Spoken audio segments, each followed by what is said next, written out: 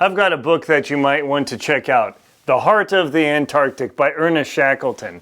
This is the same Shackleton who had his ship lost, the Endurance, where he rescued his entire team and they were adrift in Antarctica for almost 2 years. It was absolutely unbelievable. But before that ill-fated expedition, he had a very successful expedition talked about in the Heart of the Antarctic. Now this is a really fun book because it's dense, it's got a lot of scientific materials, but most interestingly, it has a lot of good pictures from their expedition, and they were actually taking baths. That's pretty crazy, considering it was minus 50 and minus 60 degrees Fahrenheit, a little bit chilly. Now this was back in the days where they actually tried to use ponies to haul their gear and set up caches and supplies. Nobody does that anymore for a couple of reasons. One, the Mongolian ponies simply don't work in the Antarctic. I've been there too. You're not allowed to bring non-indigenous animals to Antarctica anyway. It just never made sense because that crunchy snow, those poor animals just couldn't haul the load. Now you might want to check this out. People asked me about this when I went to the South Pole. This is his North Team, and this is where they are at the magnetic South Pole.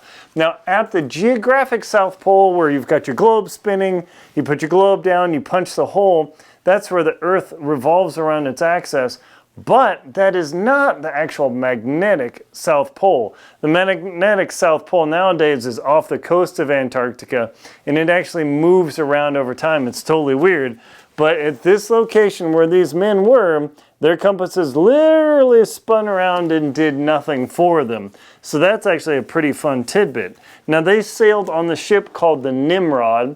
This is back in the days of masted ships that had machinery and whatnot, but not like the machines that we have now. So that's actually a pretty fascinating experience to think, wow, even in the beginning of the 20th century, they were still on tall masted ships with sails in the great age of exploration.